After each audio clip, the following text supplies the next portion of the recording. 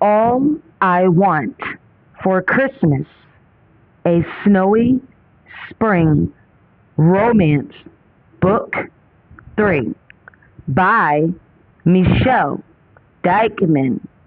Narrator Sonia Maxwell.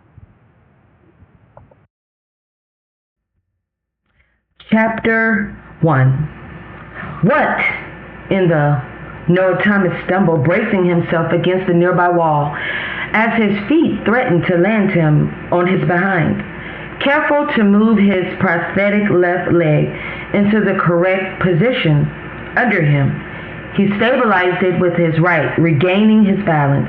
A dull throb in his right hand let him know of the collision with a brick wall to his left, which he had used to break his fall.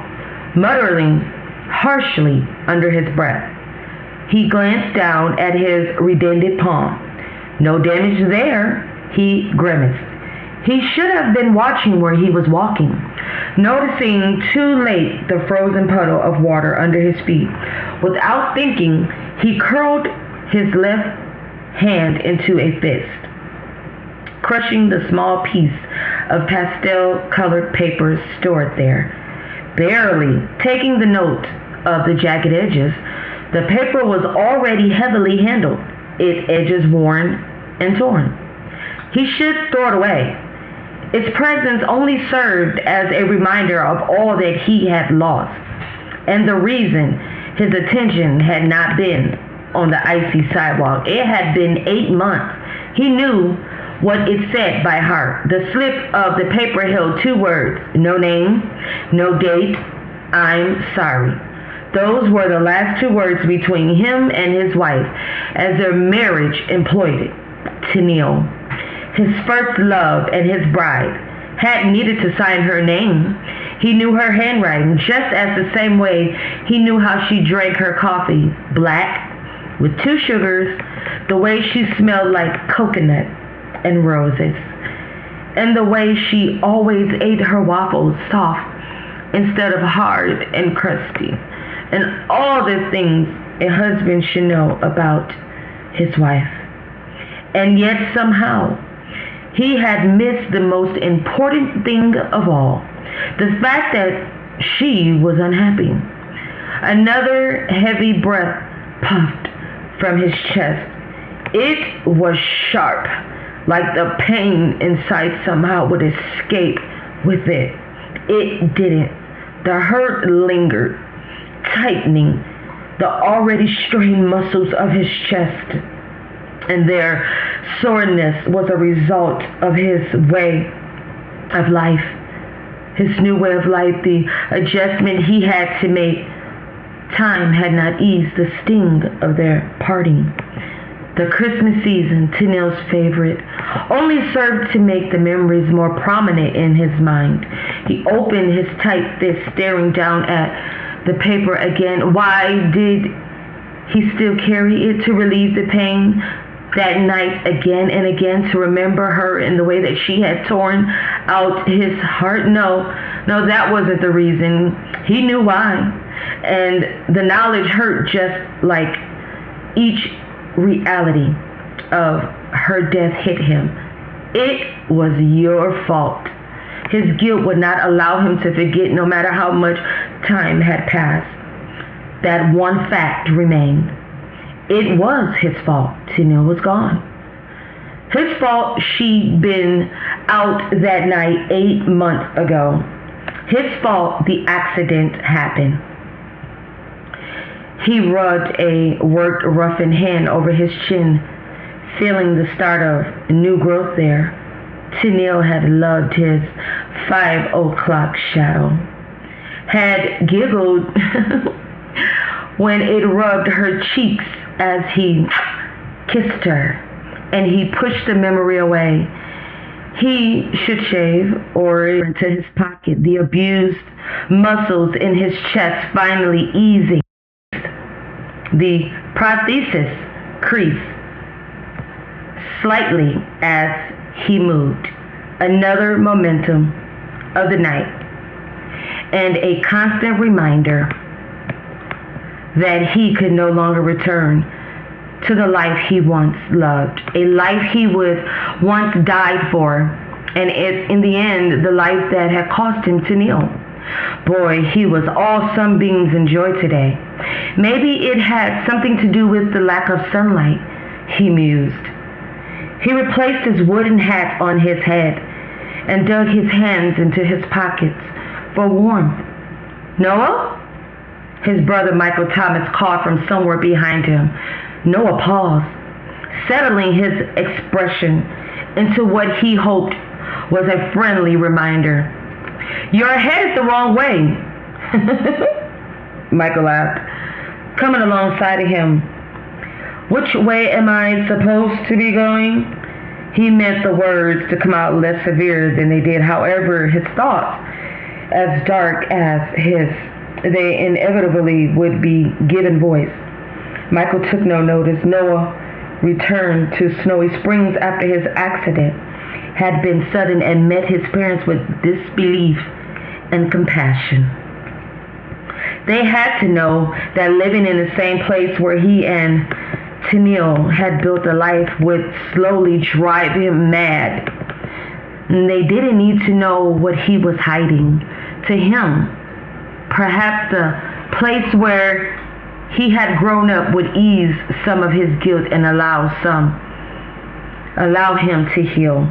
The town was a lot quieter, and although he couldn't disappear, he could keep those he loved from really seeing. The coffee shop is in that direction, Michael said, turning Noah around by the shoulders toward the Lena bookstore. Noah shrugged and began to.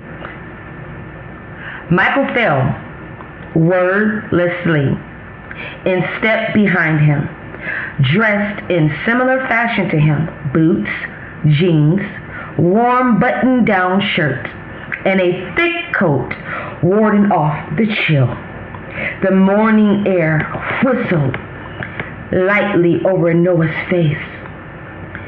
He squinted against the cheerful sunlight bouncing off the bright snow, reminding him that he had forgotten his son. The air was fresh and smelled faintly of pine needles, salt, and baked goods. He settled his hands more firmly inside his coat pockets. Why had he forgotten his gloves again this morning? How are you? Michael asked quietly, sensing his internal distress. Wondering why people think that vitamin D is the key to happiness? Noah replied sardonically. Michael nodded and didn't pry further. He understood the pain Noah suffered. It was one of those things they shared. Both had military background and had seen the good and the bad of a life of service.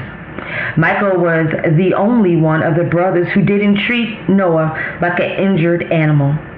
And the others didn't know what to do with him, much the same as they did when Michael had returned. It was one of the main reasons Noah had relocated to Snowy Springs and not Denver when he had left the Army base. Maybe he could find what Michael had in this place. Since Michael returned to Snowy Springs, he fought his own memories and yet seemed to flourish despite them. A year ago, he reconnected with his longtime love, Sarah Baker. And if Noah's suspicions were correct, they would set a date for their wedding before Christmas season was over. Noah was happy for his brother, truly happy, although those feelings did come with sting and memory of his own loss.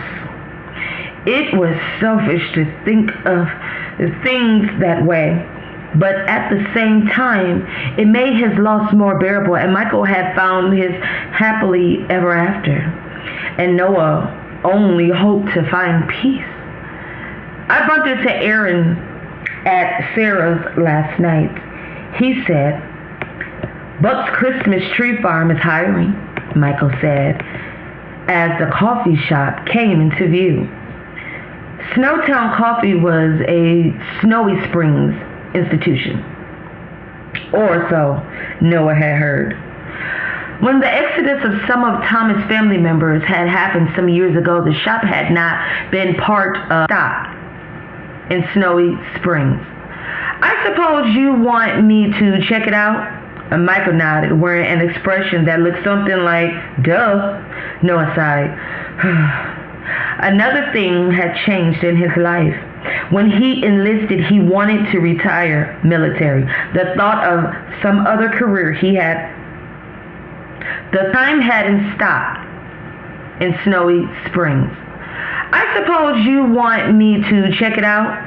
And Michael nodded, wearing an expression that looked something like, duh, shaking him to the core.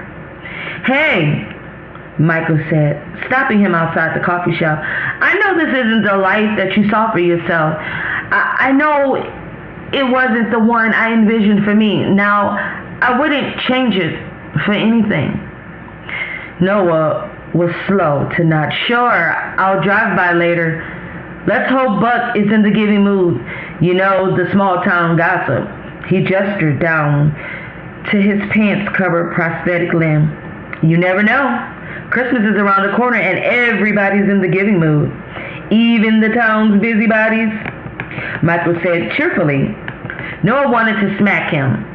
Michael had come back from the desert reclusive, defensive, and on edge, riddled with PTSD and regrets. Life for him had been hard. Noah rubbed the back of his neck. A lot had changed in 12 months. It certainly had for him. And nowadays, Michael was joyful. Almost the same kind of man he had been growing up. Just town's attractions. Believable explanation for the change, and was inclined to believe it. God hadn't featured in Noah's life for a long time, and likely never would again.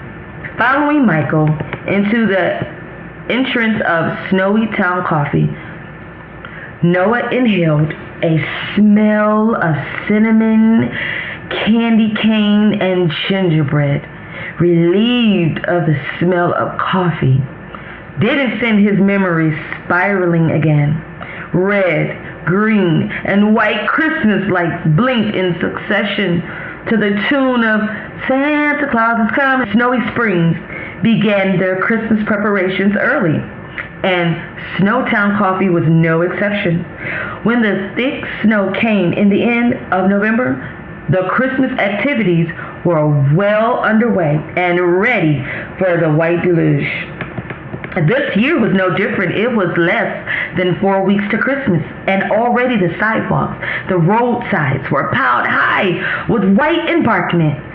A small distance lay between the light-strung Emmett lampposts down the main street, which was lit with twinkling stars and flashing Christmas trees on long black posts. I'll have 2 medium coffees, 1 with cream, 1 black, please, Tara, Michael said to the young man behind the counter. She typed rapidly across the elevated keyboard. Noah cleared his throat, glaring balefully at his brother. Michael glanced at him. What? Tea latte looks like a good option. Really? Michael raised his eyebrow. Tara, would you please? Michael coughed past Noah's lips. Tara coughed from the counter. Michael collected the coffees and gestured to the 2 donuts beside him. I'm already regretting agreeing to seeing you this morning. Frigid air greeted them as they walked outside, and Noah took a swallow of his coffee, sighing as the warmth permitted down his chest. He decided to try the donut. Despite his dislike for the red food, he smiled.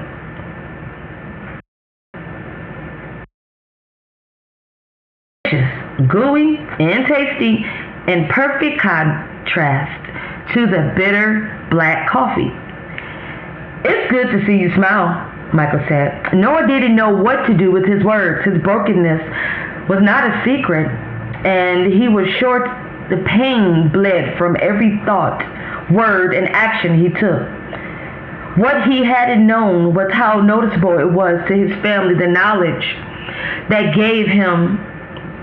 "It does get better," Michael said. "In time, it does get better." Had those words come from anyone else, Noah would have ignored them, but Michael knew what he was talking about. He lived it. Noah swallowed hard, bubbling like an open wound in his chest. Could it be that easy? Time. Time would heal his gapping words. Time would evaporate the stone of guilt in his chest. And time would heal the torn pieces of his heart.